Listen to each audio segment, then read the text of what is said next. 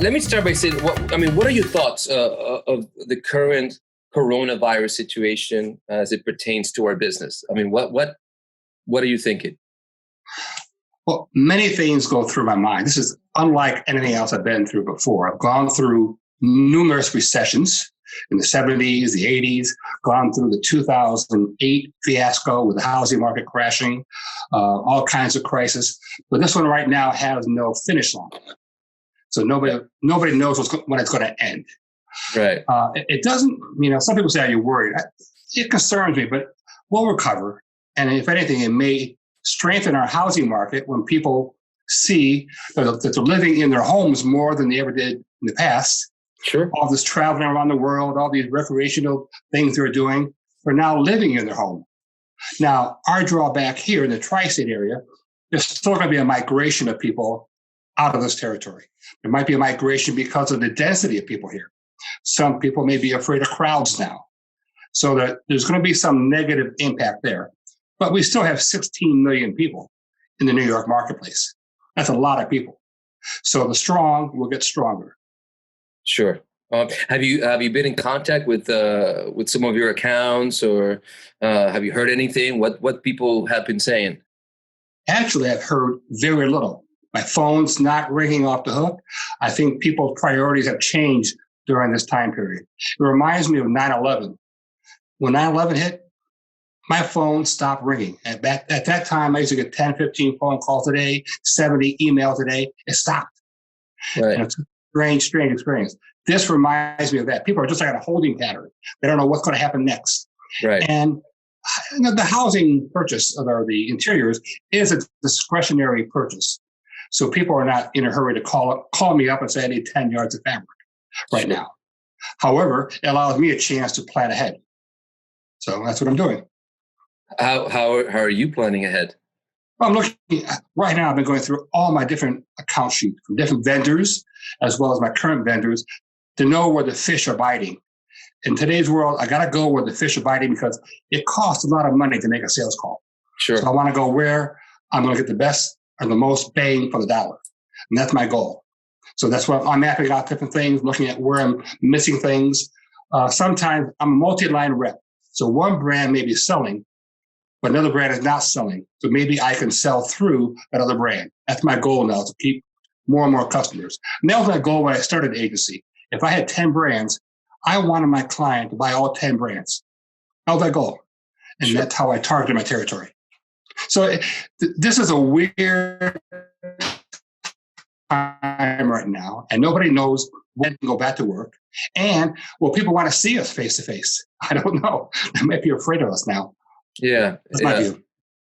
We just said, we might have had a little glitch when you said, but you said it is a weird time right now, for sure. And you mentioned before 9/11, and I have to say that that was the same exact feeling I had. Not same in what it was, but just a feeling that things change. Well, the number one feeling is what is truly important. Right. Truly important is the family. So 9/11 was the same way, the family. Here, people are not going out because they don't want to come down with the virus because Their family is important. Now, we can tie that in eventually with our interiors because the home is the largest investment anybody makes in addition to their family. So why not make the home beautiful? And I think we've gotten away from that in the last several years. People don't care about the interiors. They're doing a fast food mentality in furniture and in wallpaper. And I think now maybe there might be a small change back to value because quality does count in life. Quality of family as well as quality of the furnishings you buy. Right. If you were a showroom, Tom, and I was reading your extensive resume. I mean, and you worked with a lot of showrooms in the past. I mean, if you were a showroom, what would you do? What would you be doing? I mean, what would you be telling them? Well, I guess when we open back up, my goal I would be telling a showroom that you have to. Well, first of all, I think the showroom, the outside sales force, the internal internet sales force, all have to work together. Most companies have difficulties in doing that because everybody wants their own little kingdom. Look what I've done. Look what I've done. This is my customer, not your customer. If they want to succeed, they have to work as a common unit. The showrooms will have to reach out to their clients to invite them back in and always say to themselves, why would anybody want to visit my showroom? Why would they want, like the sales rep, why would they want to see my line? I mean, when I used to go in with Schumacher, I used to think, how can anybody stay in business if they don't have my product? Because I'm Schumacher. That was my mental psyche going into a client. The showroom should have the same concept of their product. I got to bring the client in so I can fulfill their needs to make their life better. I have the best service, I have the best inventory. They have to sell their product more than they ever have before. Sure. And not get, now I don't want to say lazy. I said, if you build it, they will come, does not work. Right. Show business. Now, you know, I mean, and again, I mean, I started this business, I think, in 2007, the beginning or prior to the 2008 issues that we had. And I remember how it quickly things changed. Does this feel the same as 2008? I mean, is it? What are your thoughts? No, it's interesting. That's interesting. I don't think it feels the same. Okay. To me, this one we'll recover from this one, and it may sound kind of strange. We are going to lose business because certain businesses will be going out of business. Right. As you know, living in, and our designers, for example, those who have big overhead, who have retail stores, or even a studio with lots of expenses and personnel, are going to be hit hard because you can't afford to lose $5,000, $8,000, $10,000 a month for 2 or 3 months in a row. That's a lot of money out of your bottom line. And you know, even when I started as a VP for Schumacher, everything was looked at from return on investment. You know, and when I even went to Sanderson, I knew exactly how much volume I needed in New York City for Sanderson to make it work for us. And it's the same thing here. I think we'll recover. We're going to be hit here a lot because of cost of doing business is high. Right. I mean, you travel the territory. You know, cost if you had to pay for your tolls across those bridges, your parking space in New York or Brooklyn, it's a lot of money. Adds up quickly. Sure.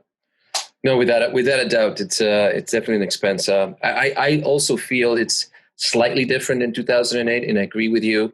I mean, you touched earlier on different things. You said something that I remember right now that it stayed with me. Working together.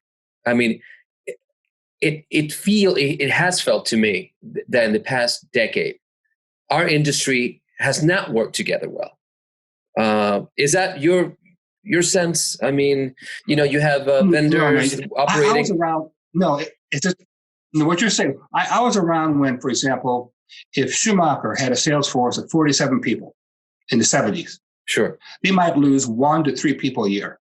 That's it. Right. Nobody else. So you had a camaraderie of the sales team and a camaraderie of everybody in the whole company.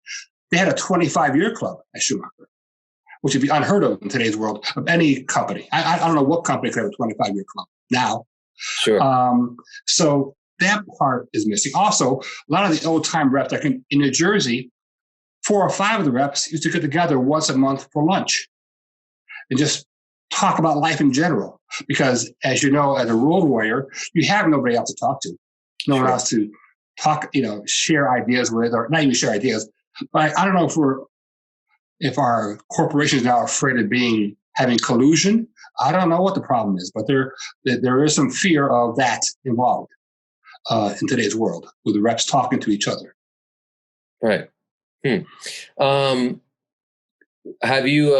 I mean, one of the things that it seems to me that it's been happening, and I think it's a positive, and it was due, is the embracing of technology in our business. I mean, as you know, for the past decade, I will go into places as a rep, and I don't know if you had the same experience, and people complaining about the internet, and people complaining about, you know, losing sales through, you know, outfits that do business online, and that may be true. And it always seemed to me that there was a sort of like an issue that it was unresolved, that nobody could sort of knew how to navigate that well. Some have.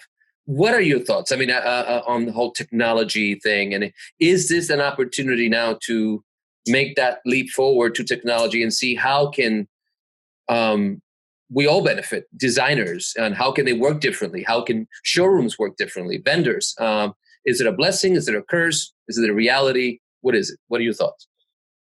Okay.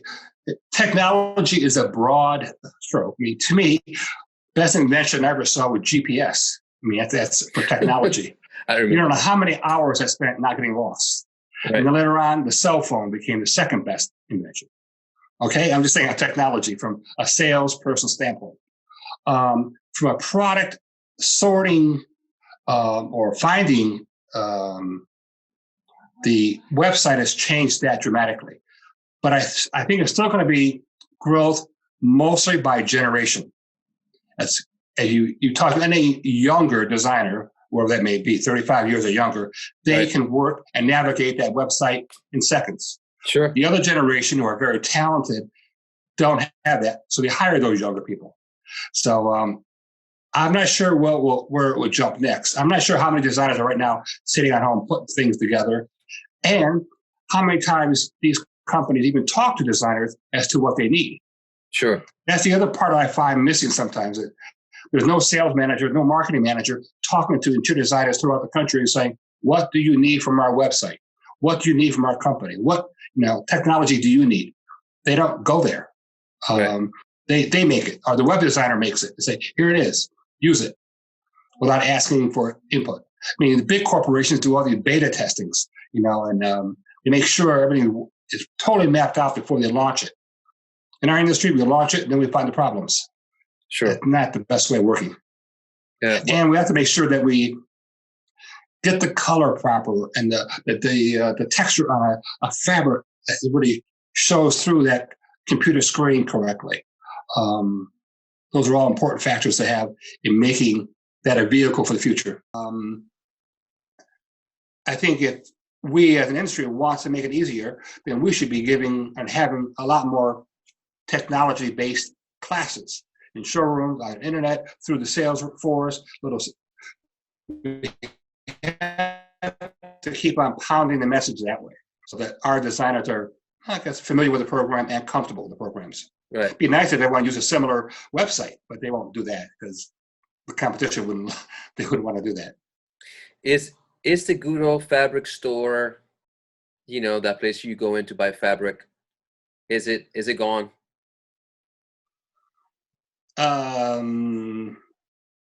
It is not gone, but for the home furnishing industry, it's not going to be that strong. I mean, you go down to Florida, there's a place called Boca Bargoons. He has 4 or 5 locations, but he's buying closeouts and seconds. Right. Go to Texas, there's quite a few stores along the Texas border for that trade. So it's a limited, it's no longer the lucrative market that it once was, when a company like Waverly had a piece good division. They had a sales force just selling piece goods. I remember that throughout the country. And they were making, back in those days, a few $100,000 a year in income, these reps, the successful reps. Sure. But those days are gone. But part of it is because inventory can be shipped so quickly now. Sure. It's just in time. You can call up and your company will send out a product the next day or that afternoon. Sure. They can do a blue label, so they get it in 2 days. So that has changed the overall market. It's funny to me. I still go crazy. I love walking into some of these stores, the fabric only stores, and there's a few here where we live in the New York tri-state area that I love going, and it's like a wonderland to me. I walk in and I see all this different. I don't know. It's always the opportunity to find that thing. The sense of wondering that these stores provide. Yeah, but I have a lot of respect for those people. Those people have to pick product that's going to sell. Right. I have a lot of respect for that. And right. I don't know how they do it, but overall they win more than they lose. Yeah, and I have to say, it's also the people behind it. The most successful ones that I've known is usually somebody that really knows their stuff. The people really are there, probably more for the owner or the person behind the counter than what they can find. I mean, that's for sure. As I walk into my list of questions here, because there's so many, and we can be talking forever. But designers, what are you telling designers? What are your thoughts about designers right now that are concerned about their projects? They maybe have never didn't navigate those waters in 2008. You know, uh, what they should be doing. What first thing. What do you think? If you were a designer. In my years in doing this, many designers forget one of the most important concepts in the business world is marketing your services. What happens is all of a sudden they start out young and they're talented and they get all these projects and they get so busy they forget to market, which means either calling up and saying, you have another project for me? Can you refer my name to somebody else? Or I had designers that were successful. They set up for example, one called it the Book of the Month Club. He would always send a postcard every month to his clients. Do you need anything? Or this just came in. This is what I'm working on. You have to keep your name in front of the client. Just like companies like, well, I mentioned Schumacher. Well, they've been doing this for 100 years. So they keep their name in the forefront. Of the new brands, Farrow & Ball keeps their name in the forefront. Everyone knows who Farrow & Ball is. But so many companies go out there and don't promote their name, their brand. There's no brand identity. The same thing with designer. A designer has to promote their brand and not be afraid to promote the brand. Feel that your design work is the best work, that you added value to that client. And if you did, ask for a testimonial. Take a photo shot, or take your own shot and share, if you get permission, share with other people. You have to, designers, there's a lot of opportunities. Right now, if I were a designer, I might be sending out a little flyer saying, when this is over, that maybe it's time to work on your family room. Sure. You just spent 3 weeks in your family room. Are you happy? Maybe we can knock out a wall. Maybe we can change the carpeting. Maybe we can do something to make your family room ready for the next situation, if it ever comes again. Target things and make things work. Or is your kitchen big enough? All those little things. You need more bedrooms now. All these things, things that they can work on. It's marketing, and marketing as far as continuing your success. Sure. And brand building. Does that apply? I mean, again, you've been a rep for many years. Again, what will be your message to all those reps out there? There are, home, unable to get in the car and see clients. What will be your message to the road reps right now? Well, you mentioned opportunity is still going to be there for them, and if you're going to be the wrong attitude, I mean, you've always had a fantastic attitude. Those with a winning attitude will still win. That's all there is to it. What they do, though, is that they gain market share. If business is dropping, you take market share. Right. So you get your growth from somebody else, someone who's moaning and groaning about life. Right. Now, if you're a rep sitting at home, like I said, I'm going through my sheets. So I go, oh, gee, I haven't seen Mary Bell in 2 years. I better make a point of seeing her. Or, sure. Gee, Mary Bell could use these 3 things. I may even contact or call Mary Bell and say, can I send you these 3 books on approval? I mean, I would be aggressive to these people to multiply myself. I'm not going to just sit home and wait, and I don't need a face-to-face call to make a sale. Sometimes you can make sales without being there, because what I've been doing it long enough where I have a brand image myself, the Puddingstone brand image, and it does work. I called out somebody in the Hamptons, and they said, who are you? I said, I'm Tom Williams. What company? I said, oh, Puddingstone. They go, oh, I know Puddingstone. I like that line, that company. I said, well, I'm Puddingstone. Oh, okay. The name was more important than me, which was what I wanted to do over the years. So reps have a hard thing. Hopefully the companies will cooperate too. I mean, if you're a really progressive company, you might have a sales meeting in a month and a half from now. Call your sales force in and give them a rah speech. Say, we're behind you. We're going to make things work. We're a team. We got slapped, but we're going to make it work. And I got you guys in the road are all alone. I know that. And you guys and gals can make it all happen. Go make it work. There's different things that we all have to work together to make things happen. The salesperson is in a unique position. For example, I lost one brand at 9/11 because my sales dropped for 3 months in a row. I lost the line because my sales dropped. Right. I said, I couldn't help it. They go, well, I'm sorry. And they moved on. I thought, this is not the kind of message I wanted to get from a vendor, but I didn't worry about it. I just moved on. Sure. But it did tell me something about that vendor. Sometimes people don't listen or communicate right. The company, that is. The companies have to help their sales force. Sure. Your sales manager should be the one that should unify the team. They should give you the message, give you the hope to go out and sell tomorrow, the next day. Hope is a big thing. The attitude, the hope, to make it work in sales. Yeah. It's easy to get depressed. You know how many no's I've heard over my lifetime being in sales?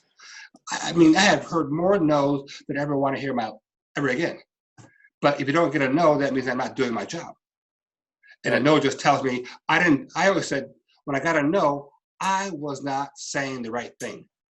I didn't tell them why my product was better than somebody else's. I missed it. And that's how I looked at it. And it kept me going. However, there were depressing days.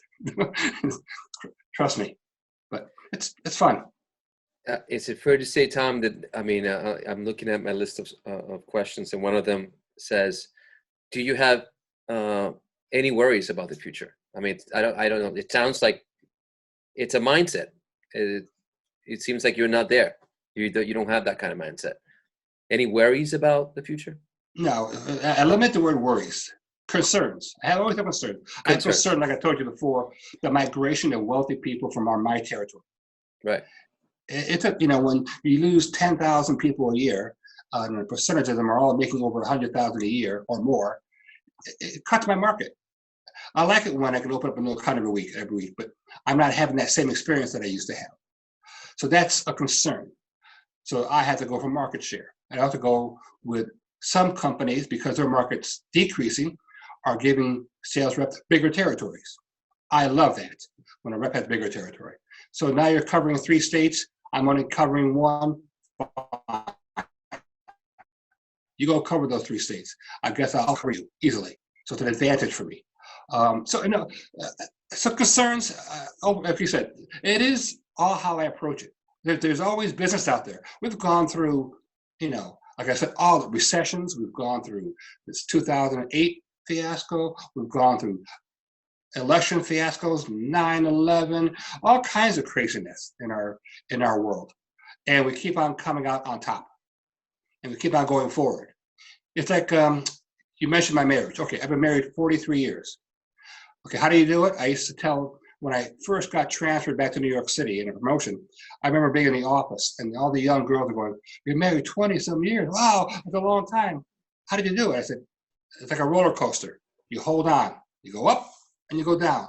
You go up and you go down. You hold on. I've been up and down many times in my career, and I will still go up and down. And it's kind of fun, because how do you know the good if you don't have the bad? And you got to have both. I mean, you pretty much said it all. I mean, but if you had a message to our community and trade, vendors, designers, showrooms, what would that be? Well, I hope that we get back to a more civilized sales direction. I grew up in, even to many years, with great companies. I had vendors like Ralph Lauren, who were just so polite and nice to us. If I wanted to have a meeting for my sales team of 10, 12 reps, they said, use our facility, we'll pay for lunch, we'll pay for breakfast, come on in, our treat, and many times you want. They had a big heart. I had Ralph Lauren, I had a sales rep whose partner had, unfortunately, brain cancer. And he called me up and said, Tom, I can't work the next 3 or 4 months. Ralph Lauren said, don't worry, we'll pay him, just don't worry about it. That was the type of industry we had. And the early days of Schumacher were the same way. They had hearts. Also, they had great sales meetings. When I used to go to a Ralph Lauren sales meeting or a Schumacher sales meeting, I walked away trained. They talked about product. What's viscose rayon? What's Bemberg rayon? Here's a moire. Here's a taffeta. Here's this. And they told us what each thing meant. Here's a pattern from 1879 inspired by the Eberlein damask from Switzerland. They taught us things. And then they had a sales part of the program where how do you sell, closing, open statements, closing statements, all those things were shared at these meetings. And then also the camaraderie at the end where we talk among other reps in the bar room usually about how bad and how good the company is and how do we overcome it and la, la, la. I hope we go back to training again so the sales people will know what they're doing. I mean, I come across salespeople who don't know, please say, they don't know this. And I thought, isn't that what all salespeople should know? And I think certain clients look at me as a source for knowledge. That's fine. I don't mind sharing it, but some of them are thirsting for knowledge too. They want to know why I'm coming out with certain fabrics, why these 10 colors. Why do we come out with 10 colors? Why? Right now, sometimes I would say, that's what they did. That's not an answer. Where when I worked at other companies, the blue was taken from the sky overlooking the south of France. Right. It might have been all bull, but it sounded good. So I hope we go back to more training, also more respect for all people in a company. I started with a company and I had to work for the first week in all different areas of the company, cutting, the memo department, all these different areas. And I had to learn these things. And when I went on the road, I understood the importance of every single person in the company, the showroom personnel, the memo clerk, the shipping person. I knew how important everyone to my success, our success was. And I sometimes think we lose sight of that. You're just a tool out there. You're a sales rep that can be disposed of now. And you can't make many mistakes anymore. If you make a mistake, they eliminate you. Where when I was in the world of corporate world, we would tolerate a lot of mistakes because we learn from mistakes, and that's good. And loyalty is not a bad thing to have. When certain companies, if you cut me open, I would believe that brand. Right. That's how loyal I was to them. In today's world, I'm afraid of doing that because I'll probably die. So cut myself. Yeah. But so that's my feeling. It's a fun, it's a lovely industry. I've seen so many things, and when I travel, if I go to a nice hotel, I might pick up the cushion to see who manufactured that sofa. I want nice room. I mean, I love all those things that I never had myself growing up. A nice world. The affluent world is nice. Two things before I go, and again, you touch the whole training aspect of this business. And we'll revisit this in an episode when it can have maybe some of the other reps. But boy, every great rep that I've met had this period of Schumacher. And we're not going to talk much about Schumacher, or we could at some point. But I mean, you, Bob Macaluzzo, Bill Finn, just to mention a few. Well, I mean, there was this. You are guys who are legends, really, in our business, and who have stayed and contributed and really mentored many people after you left the company. And that will be a wonderful episode because it seems like every successful rep that I talked to that took part of that training and was part of that company. I mean, they're fabulous. They were doing it right at that point. They were doing it right, and it's interesting because we'll talk about the biggest person in the room would be Kraft.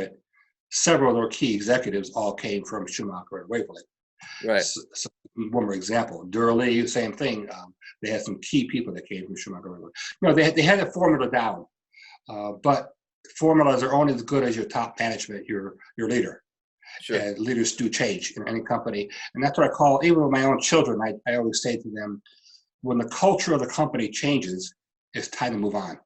And cultures, unfortunately, do change in companies because of longevity. And sometimes it's out of necessity, but it's still hard. Yeah. So I'm grateful for what they gave me. I was underpaid, but they were very nice to me. Sorry. No worries. Sorry, a little distraction. Hey! That gets your point. So, you might have answered this question already, but I'm going to say it's my last question. And okay. And it's, why do you love this business? And I think you answered that before. But if well, when I started this business, I never thought I'd be doing this. First of all, I grew up in upstate New York, business major. I thought I'd be selling machinery parts or footballs, not fabrics and wallpaper. Come on.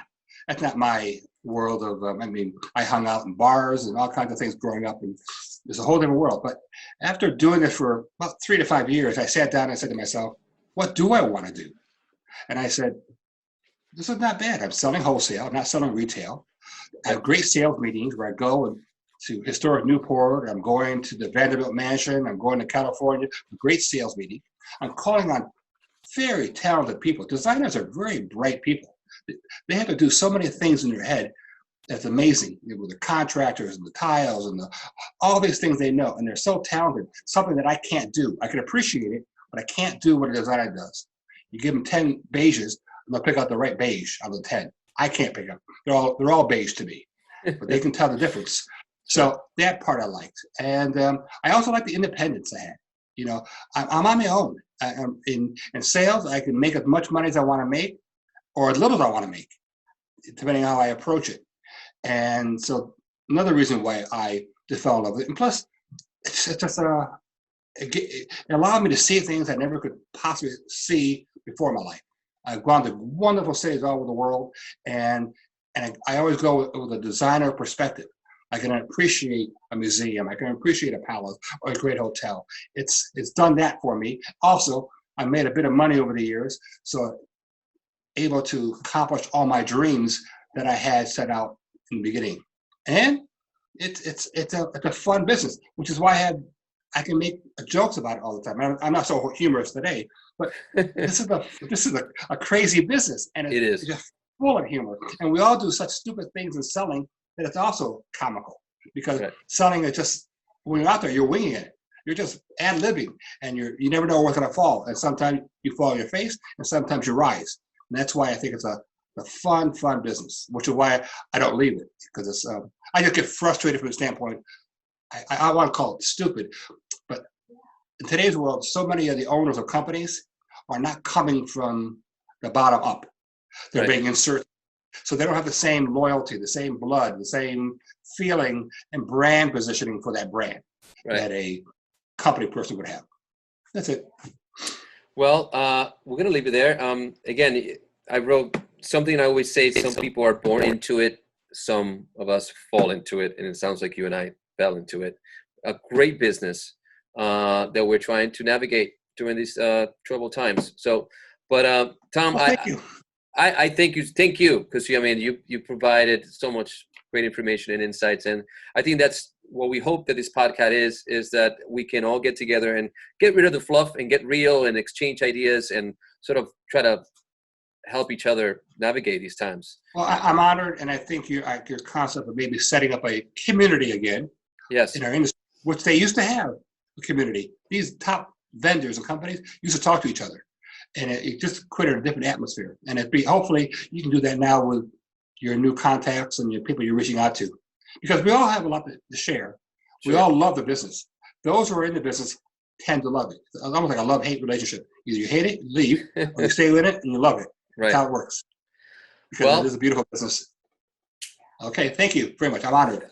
Well, thank you, Tom. Mr. Thomas B. William from Puddingstone Associates, ladies and gentlemen. Thank you so much, Tom, for your time.